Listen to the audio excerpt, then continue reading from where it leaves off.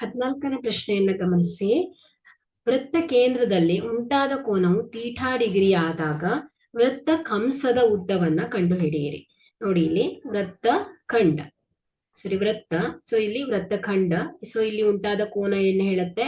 Theta degree ಆದಾಗ, so ಇದು ಓ ಆದ್ರೆ ಇದು ಥೀಟಾ ಡಿಗ್ರಿ ಆದಾಗ ಎ ಓ ಬಿ ಪಿ ಅಂತ ತಗೊಂಡ್ರೆ, ಸೊ ಈ ವೃತ್ತ ಕಂಸದ ಈ ಒಂದು ವೃತ್ತ ಕಂಸ ಯಾವುದು? A P B. ಸೊ ಇದರ ಉದ್ದ ಕಂಡುಹಿಡಿಯುವ ಸೂತ್ರ ಏನಾಗುತ್ತೆ? ಸೊ ಇಲ್ಲಿ ಎ ಪಿ ಬಿ ವೃತ್ತ ಕಂಸ.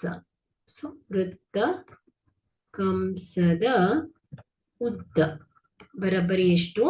ಥೀಟಾ ಬಾಗಿಲೆ 360 ಗುಣಿಸು ಏನಾಗತ್ತೆ? ಇದರ ಉದ್ದ ಅಲ್ವಾ? ಸೊ ಇದರ ಲೆಂತ್ ಅನ್ನ ಹೇಳ್ಬೇಕು ನಾವು. ಹಾಗಾದ್ರೆ ಏನಾಯ್ತು? 2πr ಆಗತ್ತೆ. ಸೊ ಇದೇನಾಯ್ತು? ಈ ಒಂದು ವೃತ್ತ ಕಂಸದ ಉದ್ದವನ್ನು ಕಂಡುಹಿಡಿಯುವ ಸೂತ್ರ ಆಗುತ್ತೆ. ಸೊ ಇದನ್ನು ಬಳಸ್ಕೊಂಡು ನೀವೇನ್ ಮಾಡ್ತೀರಾ? ಅನೇಕ ರೀತಿಯ ಲೆಕ್ಕಗಳನ್ನ ಮಾಡ್ತಾ ಹೋಗ್ತೀರಾ.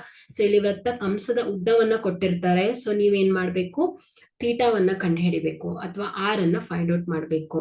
ಸೊ ಇದೇನಾಗುತ್ತೆ? ವೃತ್ತ ಕಂಸದ ಉದ್ದದ ಸೂತ್ರ ಆಗತ್ತೆ ಮಕ್ಕಳೇ.